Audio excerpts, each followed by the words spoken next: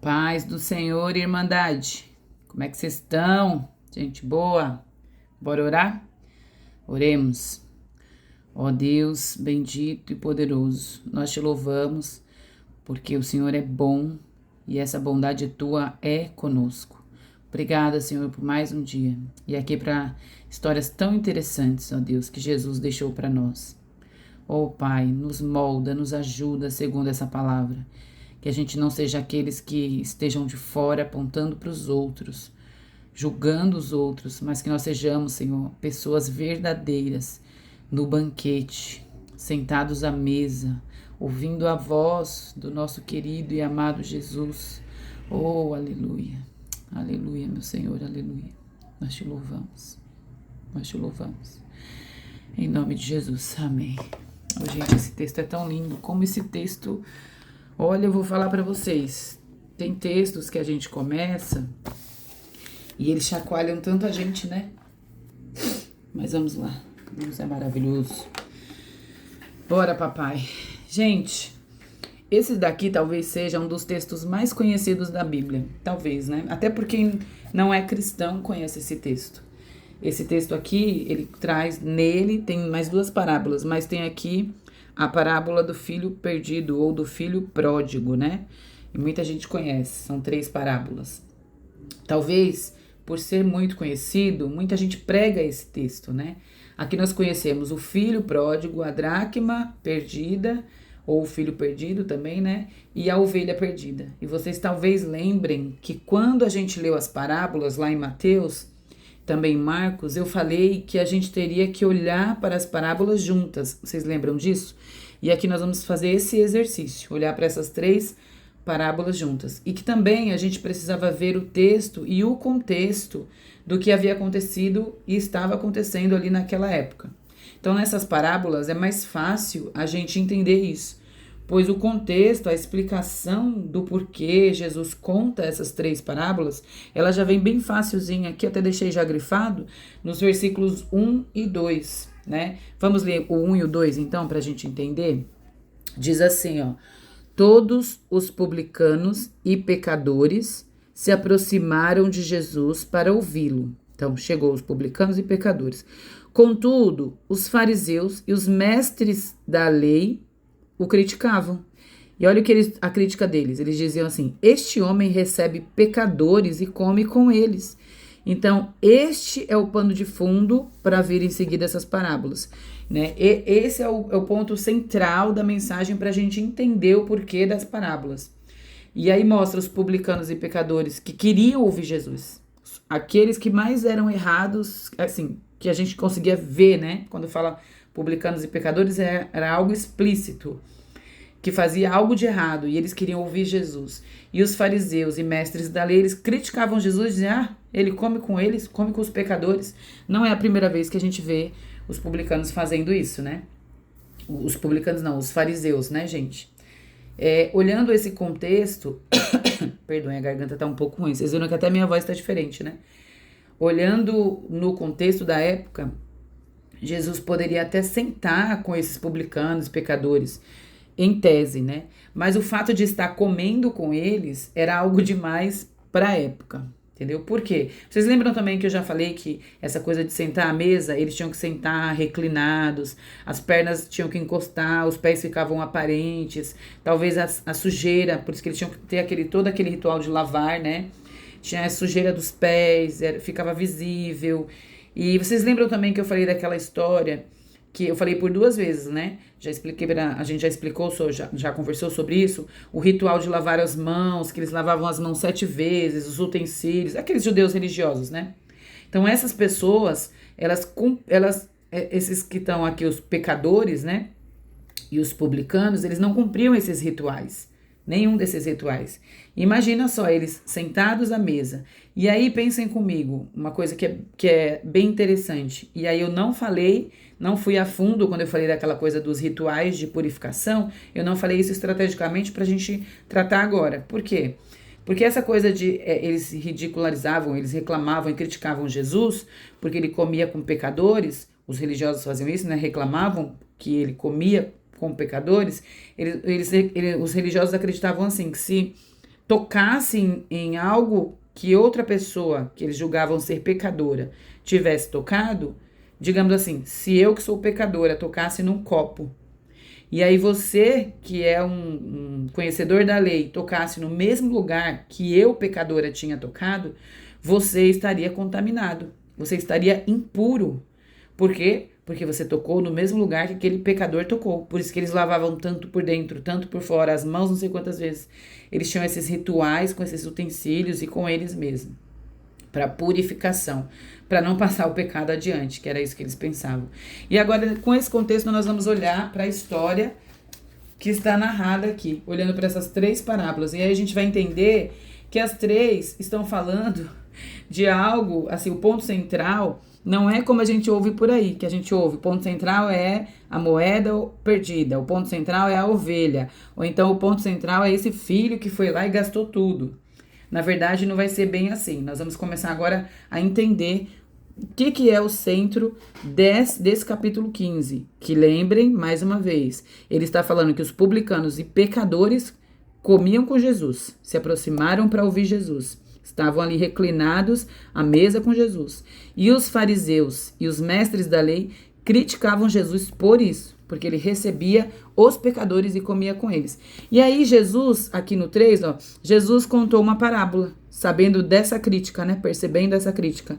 Aí no 4 diz, qual de vocês que, possuindo 100 ovelhas, perdendo uma, vou ler só os grifados, possuindo 100 ovelhas, perdendo uma, não vai atrás até encontrá-la, coloca nos ombros, e vai para cá, coloca alegremente nos ombros e vai para casa, reúne seus amigos e vizinhos e chama esses vizinhos e diz, alegrem-se comigo, porque eu encontrei a ovelha perdida. E aí vem da mulher, a parábola da moeda perdida. Ou qual é a mulher que possuindo 10 dracmas, que é a moeda, né? E perdendo uma delas, não acende a lâmpada, procura, encontra, reúne as amigas e vizinhas e diz, alegrem-se comigo. Parece até que a gente está falando a mesma história. Alegrem-se comigo, igualzinho, né? E aí a terceira parábola do filho pródigo. Um homem tinha 2 filhos. E aí um deles se perde a herança, vai, gasta tudo dissolutamente, como a gente já sabe. E aí ele volta. E quando ele volta, o pai está esperando e diz, vamos festejar. Vamos festejar. Porque ele estava perdido e foi achado. E aí, o filho, aqui continua a história, diferente das outras parábolas, aqui tem um pouco a mais, que é o quê? Tinha um filho primogênito, que é o mais velho, e ele encheu-se de ira e não quis entrar. Vocês já tinham visto isso no texto? Que ele não quis entrar na festa do irmão que estava morto e foi achado, perdido. E aí o pai vai lá, nesse filho mais velho, e diz assim, o pai diz, meu filho, você está sempre comigo, tudo que eu tenho é teu, ele diz. Aí ele fala, vamos entrar, a gente se alegra junto, por quê? Porque esse teu irmão estava morto e voltou à vida. Estava perdido e foi achado. Aleluia, né? É interessante, porque no versículo 4, eu vou voltar aqui pra gente ver. Deixa eu beber um pouquinho mais de água. Quando a voz vai engrossando assim, ela falha. Aí, no versículo 4 aqui, ele mostra que esse homem tinha, que o pastor tinha 100 ovelhas. No versículo 8 mostra, a partir do 8, né, que a mulher tinha 10 dracmas. E a partir do 11 aqui, mostra que este homem, o pai, ele tinha 2 filhos. Gente, aí eu fui grifando aqui de propósito, marcando, para vocês verem como esse texto é igual. Ele fala da mesma coisa. Olha só, o ponto central dele, olha aqui. Ele possuía 100 ovelhas. A mulher que possuía 10 dracmas. E o pai que tinha 2 filhos. Aí ele diz, perdendo uma. Aí diz aqui no da mulher, perdendo uma. E no filho a gente viu que ele perdeu um filho. Aí ele vem aqui, vai atrás até encontrá-la. Então encontra. Aí vem aqui, procura até encontrar e encontra. E no filho, ele ficou esperando esse filho voltar até que ele voltasse. Então, ele foi achado. O texto diz achado, foi encontrado. Aí, aqui, reúne seus amigos e vizinhos, o pastor que encontrou a ovelha, e diz, alegrem-se comigo. Da mulher que acha a moeda, reúne amigas e vizinhas e diz, alegrem-se comigo. E do filho pródigo aqui, o pai diz aos empregados, reúnem, pegam o novilho e alegrem-se comigo. Gente, é a mesma história retratada de forma diferente, para pessoas diferentes, tá falando dos públicos e tá falando do Senhor. Então ele vem e diz assim, ó, Jesus revela o que ele tá querendo dizer para esses religiosos. Lembra, os religiosos estavam questionando que ele comia com os pecadores, não é isso? E os religiosos estão de fora olhando e falando isso. Então o pastor perdeu uma ovelha, a mulher perdeu uma moeda e o pai perdeu o filho. O pastor encontra a ovelha, a mulher encontra a moeda e o filho foi achado, então encontra o filho. O pastor reúne amigos e vizinhos, a mulher reúne amigos e vizinhos e o pai reúne os empregados e diz, todos eles dizem, alegrem-se comigo e vamos festejar todos. Então isso revela que Jesus estava dando uma resposta para esses religiosos, que está aqui, ó. Então Jesus está dando uma resposta para esses religiosos, né? Os fariseus e os mestres da lei, pela crítica, porque eles falaram assim, ele come com publicanos e pecadores. Então, ele ensina também o compromisso do pastor com o seu rebanho, mas, porque ele diz que é um pastor e que tinha 100 ovelhas, então mostra o compromisso do pastor com o rebanho, mas também que cada ovelha individualmente, mesmo aquelas mais doidinhas que se perdem, estão se identificando? Aquelas mais doidinhas que se perdem, que estavam no rebanho, ele mostra que ele tem compromisso com essa ovelha também. E aí ele vai atrás dela, encontra, e no versículo 8 ela coloca, achei tão lindo, coloca sobre os ombros aqui, ó, e alegremente ele vai festejar. Aleluia. Depois ele ensina o valor olha aqui, ó, que aquela mulher atribui à moeda. Aquela moeda, o que estava impresso nela era um valor que está aqui embaixo, ó. Tá aqui embaixo na letrinha. A dracma era uma moeda de prata equivalente a uma diária de um trabalhador braçal. Então ela tinha várias outras, ela tinha 9 mais 9, era a diária de um trabalhador. Mas ela reúne pessoas e ela gasta para festejar, talvez o preço seja maior do que o que estava impresso na moeda. Então ele diz assim, ó, vale mais. Essa mulher, ela fala sobre o valor que cada um tem. Olha que coisa incrível, o valor pessoal de cada um. Ei, você tem um valor pessoal para esse Jesus maravilhoso. É isso que ele está dizendo, o valor pessoal daquelas pessoas, de cada um. Individualmente elas tinham valor, não é preço, né? E ele ensina com a atitude do pai, aqui, ó. Ele ensina aqui com a parábola que fala a atitude do pai, essa chama muito atenção, porque esse pai, ele exerce graça sobre esse filho. Ele dá uma herança que o filho não merecia, e o filho não tinha direito, e ele ainda perdoa o filho quando o filho volta. Aleluia! Ele faz isso com a gente. Ele nos perdoa. Ele nos mostra amor real, genuíno, verdadeiro. É incrível. Então, o que ele faz com isso? Ele está mostrando para os publicanos e pecadores que ele veio para essas pessoas. Olha aqui, ó. Ele veio para essas ovelhas, para essas pessoas que representadas aqui, que têm valor para o reino, para esses que se perdem aqui, ó, como as ovelhas, para esses que vivem de forma absolutamente, mas voltam e se arrependem.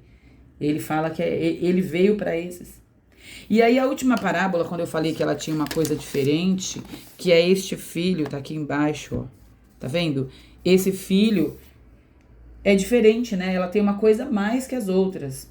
E essa parábola aqui, o que ela tem a mais, quando eu descobri, eu fiquei chocada, porque eu já havia visto pregações fora de contexto, por isso que é importante a gente estudar a Bíblia, que falavam só sobre o filho perdido. E um dia um pastor foi até o final e pregou o texto todo, e aí eu descobri que tinha outro irmão. Eu descobri que esse irmão reclamou porque aquele foi achado, estava morto e estava de volta à vida. Eu descobri, e aí eu lembro que foi engraçado, eu me senti enganada. Vocês acreditam que eu me senti enganada? Eu fiquei pensando, meu Deus, por que não contou a história toda? Ninguém nunca contou e eu me senti assim, enganada. Só que eu era nova convertida, eu tinha poucos anos de conversão.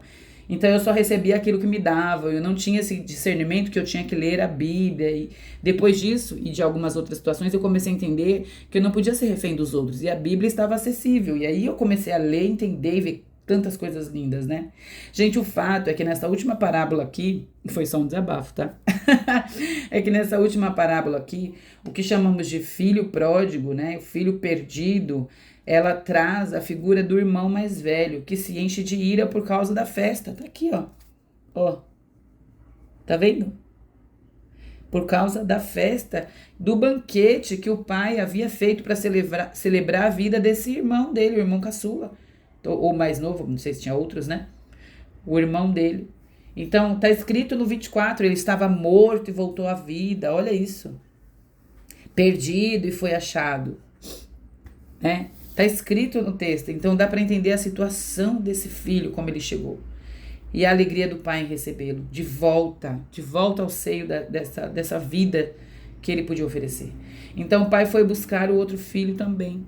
Eu acho isso tão bonito, porque está escrito aqui, ó, ele não quis entrar. Vocês sabiam disso? Que esse irmão não quis entrar na festa? Ele não quis entrar. E aí o pai, olha aqui em cima, ó, o pai disse, se o pai disse é porque ele foi lá fora conversar com o filho.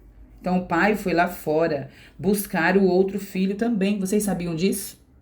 Gente, ó, vamos ler aqui no 28, ó. O 28 diz assim, ó, tá aqui embaixo. Ó, o filho primogênito encheu-se de ira e não quis entrar. Então o pai saiu. Olha aqui o que tá escrito aqui. Pai saiu e insistiu com ele. O pai foi lá buscar ele e começou a falar com ele. E aqui tá o pai conversando com ele. Olha o que o Senhor faz conosco, né? Ele foi até onde ele estava, quando ele soube que o filho estava irado lá fora. E aí ele começa a falar com o filho. Foi buscar o filho mais velho também. O pai saiu do banquete, da festa, para buscar esse filho mais velho. Aleluia. O Senhor está chamando para perto, para uma vida verdadeira. Oh, glória ao Senhor. Ele ainda diz, né? É tudo teu. Ele diz aqui, sempre foi teu, meu filho. Tá aqui, ó. Vocês lembram que eu falei que o versículo 1 e o 2 são os principais do texto? Vocês lembram que ele estava falando que esse filho estava de fora? Tá escrito aqui, ó. Esse filho estava de fora e não quis entrar. A festa, ó, a festa tinha um banquete, tinham pecadores. O que era esse filho mais novo que estava na festa? Um pecador, né? E quem era esse que estava de fora? Os religiosos. Vocês estão vendo Jesus dando esse tapa na cara?